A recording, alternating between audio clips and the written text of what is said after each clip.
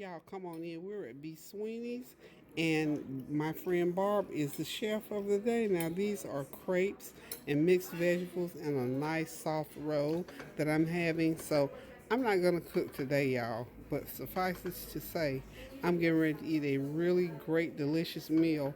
And the other thing, too, Barbara is of Jamaican descent, so this is all part of our African American history. She is from Jamaica, and she also lived in England. So this food here is reminiscent of the cuisine that they eat in her country. So just wanted to let y'all stop by and see what Tanya invited me out to lunch. So that's what we're doing today, and this is going to be part of my Black History tip. So we're going to include Barb's restaurant as part of African American History Celebration. So I'm celebrating my girl Barb today and what she's doing in the community as a chef, and a great chef she is. Y'all have seen her food before, so this is just one of the many items on her menu, and we are loving it. I'm gonna get off here now because it's smelling good and I'm ready to eat it. And I'm just gonna do a little sweep around her beautiful restaurant, her beautiful antiques. So y'all, I'm having, this is my favorite thing in the world. This is my splurge dessert. I already started eating it. This is called a scone. This is an English scone. It is, looks like a biscuit. Let me switch over here. Tanya is having a Neiman Marcus bar. Now that thing there is off the chain. I wanted one, but I had to pass on that one. But that's some good stuff right there. And so is this scone. So it's made out of almost just like a biscuit, I guess an English biscuit, whipped cream, preserves, and it's made in the bread part has raisins in it, and it's wonderful. One of my favorite things to eat here. So y'all, we still doing it, y'all. This is still all part of our Black History Month celebration. Hey y'all, I made it back in tonight. Tanya and I have been out all day long, so I'm back in now. It's 10 o'clock at night. We were gone from 1 o'clock this afternoon, so your girl is tired, but I was bound and determined to pick up where I left off last night with giving you some Black History tips. So come on in. I'm going to give you some highlights from when we had lunch at Barb's today. We went down to her restaurant just to feature her and to promote her as a African American business owner here in this town. She has a beautiful restaurant where she serves some of the most scrumptious food that you've ever put into your mouth. So, what we're going to do is just talk about music for a little bit. Now, after we had lunch at her place, Tanya and I went and did some other shopping, and Barbara invited us back to her house because one of her cousins is visiting, and he is a music buff. He played music from every genre, from every era, just, rock and roll, reggae, love songs, slow music, dance, hip hop, whatever, because there were some kids there as well. We just had a real good time. And you know how great it is to have friends and to be able to enjoy life as God intended for us to do, and especially in these troubled times. So, let's get on with the Black History facts. We're going to start out. I've got some old albums that my husband and I collected over the years, and some of these actually belong to Tanya or to Tony or Tanza when they were coming up. As you can see right here, does this bring back memories? One in a Million You by Larry Graham. I know one. Sorry about that, y'all. Anyway, I just had to do that. Okay, the next one here is the Commodores. It kind of got crushed and being packed, but these are some of the album covers, and with the actual, I think they're called 78 records, are inside of here, and they're in pretty good shape. This is by the Commodores. Let's see what we got on the back. Might have an old picture or two. Oh, there they are. The Commodores. This was when Lionel Richie and the Commodores were all making music together. So I know that brings back some memories from our baby boomers. And I know y'all know this next young lady, Sheila E. She was on TV recently doing a tribute, I believe, for Kobe Bryant. Yeah, Sheila E. She still looks really good and she's still making good music. Of course, this is the OJs. Y'all remember that song back in the day? Backstabbers. This next gentleman coming up, isn't this just nostalgic? The Best of B.B. King. Now, this was one of my daddy's favorite singers, and especially because my dad loved the blues. B.B. King. There's a better picture in black and white of B.B. King. We met him on the way back from Spain when my family and I were traveling, and he gave me an autographed picture. And where it is, I can't. It's packed away somewhere. I'm gonna try to dig it out and let you see it. And I know anybody back in the day when people slipping, sliding, peeping high, whatever you want to call it. Now I know y'all remember Millie Jackson. Look how much that album cost back in those days. That was back in the 70s, $4.50. Now my husband was a music buff. He loved music of all kinds, especially though he loved jazz. So this is Millie Jackson's. Let me see, Lovingly Yours, Millie Jackson, XXX rated. Y'all know Millie Jackson could go there, right? Okay. And this next album is a very unique album. Let me get it going here. Muhammad Ali is the greatest. This is various artists on here. George Benson, Mandrell, and Michael Masser. And Michael Masser was a composer and producer of this particular album. Let's go ahead and film. And I can't remember what I was on here, but these are just some keepsakes. I have had these albums, some stuff there. Okay. Anyway, this next one here, now y'all know who this is. This is kind of, I think this was more like Tanya and maybe Tanya Tanzi's age group. This is New Edition. Remember when they were so little, so young? Look at Bobby. How young he was. They were so young at this time. Let me see if I can see a date on here. But anyway, we still have these record albums, and they're still in pretty good shape. We don't have the record player now to play them on, but that is the New Edition. Now we'll get over to a little bit of the jazz, kind of, sort of. Let's see. Now let's keep on with the rock and roll. Y'all know who this is? Your man Prince. Now this was Tanya's favorite. She loves Prince and Sheila E. This is a Purple Rain album, Prince and the Revolution. So these albums go way back. I'm not gonna try to read that because I can't really say it, y'all. Let's see if we. Oh, y'all know the main man here, who gave us many hours of music and dance and performances. This is Michael Jackson, Off the Wall. Okay. And of course, y'all know the big O, Otis Redding. This was one of my favoriteest singers in the world. Some of his songs, I'm sure, you know, the ones of us who listened to him back in the day. I've got dreams to remember. You made a man out of me. Nobody's fault but mine. I wish I could sing. If I could sing, I would give y'all a few lines. I know the words, but I'm not going to try and sing. Okay. A waste of time, champagne and wine, a fool for you. So were some of the great hits on these albums. These are all from the 70s for the most part. Let's see. I think that is the last pop song, as they call it. Okay. If you're a jazz enthusiast, I know y'all getting ready to get real excited here because these are very old.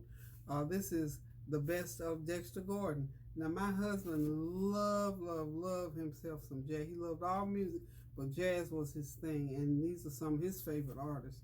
This one here is a Love Supreme by John Coltrane. Okay, y'all jazz lovers, I know y'all chomping at the bit. And my girl Shirley Scott, for members only. Marching to Riverside, Toys in the Attic. I've grown accustomed to her face, Freedom Dance, many popular tunes that all of you jazz enthusiasts, I'm sure, remember. And here's the man, Herbie Hancock, Sunlight. Let's see some of Herbie's music on it. Well, I got the plastic on here and the writing is small. I thought it was you. Come running to. Oh, I thought it was you. Come running to me. Sunlight. No means yes. Whatever that means. Good question. Huh? That's seriously. It says good question right after that. Okay, so that is an album by Herbie Hancock. I have got at least 200 of these old albums, and I've probably got 500 old CDs. Now this one right here, everybody knows this man here, the Ray Charles story.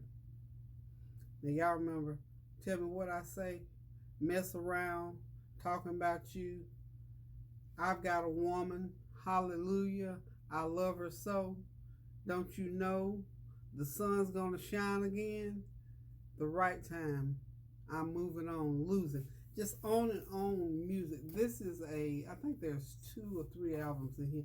I just love this album. Because look at that. Now, I don't know who, but somebody autographed it. I'm going to claim that Ray Charles may have autographed this one. I don't know. Because my husband was a military man for 30 years. And he was all over the place listening to jazz and going to jazz concerts. So he might have got Ray Charles to sign it. I don't know. But anyway, Ray Charles was an awesome singer and piano player. And of course, you all know that Ray Charles was blind. Just a little short story. When I probably was 7 or 8 years old when I lived in Atlanta. My home was in Atlanta. One of my mom's friends, who was also my godmother, was a piano player. And you know, back in those times, great jazz artists, pop artists, or whatever would come to Atlanta to visit, and they would visit people right on my street. And so my mom's friend, my godmother, knew Ray Charles personally, and I can recall when I'd spend the night with her how he'd come through, and he'd be in there playing her piano in her living room. Well, I didn't know him from Adam as of 7 or 8 years old, but then as time went on, I come to find out it was actually Ray Charles. One of the things that happened in Atlanta as well, because it was very popular back in the 50s and early 60s, for people to come on the street that we lived on, because there was one guy who was a radio personality. He was called Piano Red, and he lived up the street from where my parents lived, and my brothers associated with the people that lived, I think, in the same house as him, or the rooming house, or whatever. But anyway, back in the day, you know, it was just not far-fetched to be in the company of somebody famous like that, because people were just people back then. You know, we didn't have all these stigmas and whatever. So anyway, I'm just going to show you a couple of these other, because I know there's some jazz enthusiasts out there. How about Mr. Stanley Turpentine? Everybody come on out. Okay? And whew, one of the late greats, and you know, this was Miss Cicely Tyson's husband, Miles Davis. His greatest hits are on this particular album. So just wanted to share some of what I have here. You see why I say I was just chomping at the bit to share some of this, because all of these items here are part of my display when I'm able to do the display. And this is another Stanley Turpentine, West Montgomery. Let's see, West Montgomery. Let's take a couple of these off the back of here, and I can get some more on the front. Okay, let's just go ahead, since we've seen those, let's go ahead. Cannonball Adderley, Spontaneous Combustion. Now this was one album that was so popular because he recorded this at the Savoy. Okay, let's just give you a little bit of history on Cannonball. Okay, for those of you who know music and knew his music, you will appreciate this. Cannonball Adderley liked to describe himself as a modern traditionalist, which indicates that he was as perceptive about his own music as he was about music in general. Despite the fact that he was being heralded as the new bird almost as soon as he arrived in New York, and despite the fact that for much of his career, a substantial portion of the general public looked to him as much as anyone else as an indicator of what was a current in jazz. The special value of Adderley's music was never that there was anything startlingly new about it, but rather that his style was simultaneously modern in conception and solidly rooted in the traditions of jazz, which simply means that he had a way of playing music that reached the masses of people and what they wanted to hear as far as jazz was concerned. I love Cannonball Adderley. I don't know what was. This is. I'm not sure what that is. This is Coleman Hawkins.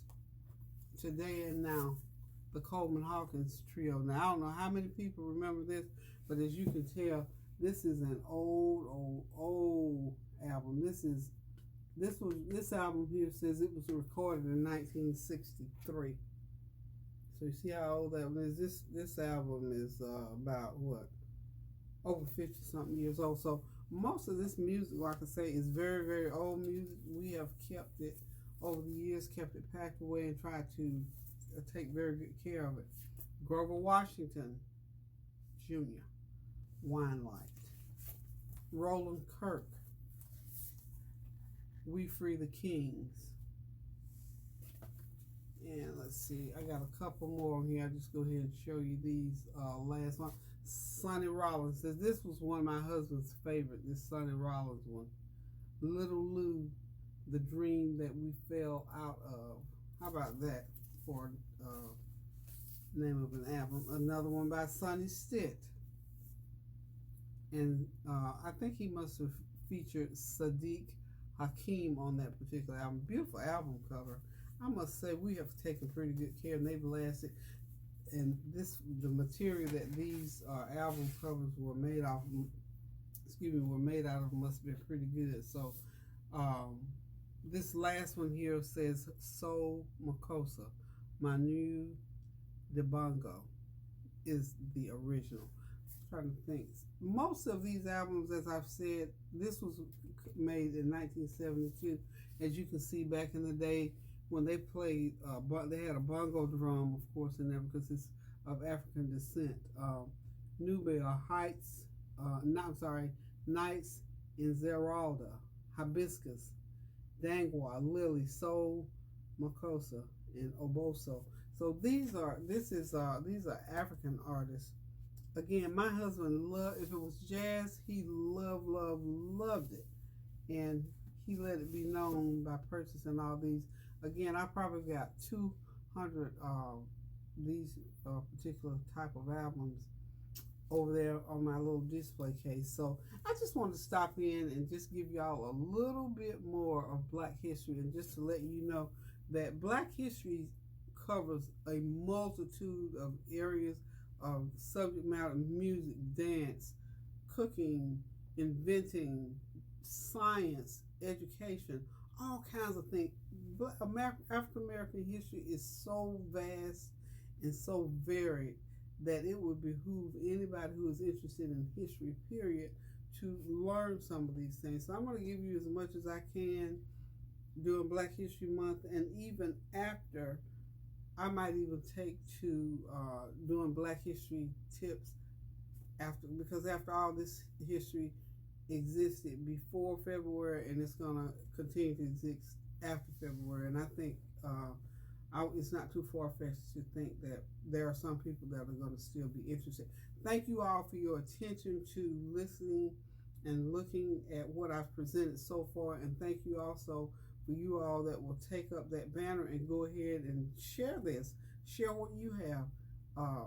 Correspond back and forth with me. Let's dialogue about this, because this is real, it is history, and it's worth putting out there for our children and for people at large to learn. So listen, y'all, I'm getting ready to turn it in here shortly.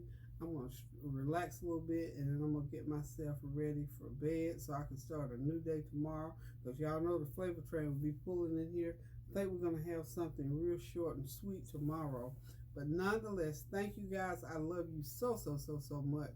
And oh, don't forget our challenge now. I'm still doing the challenge where we're going to continue to cook what we have out of our freezer and refrigerator. Let me know how you're doing with that as well.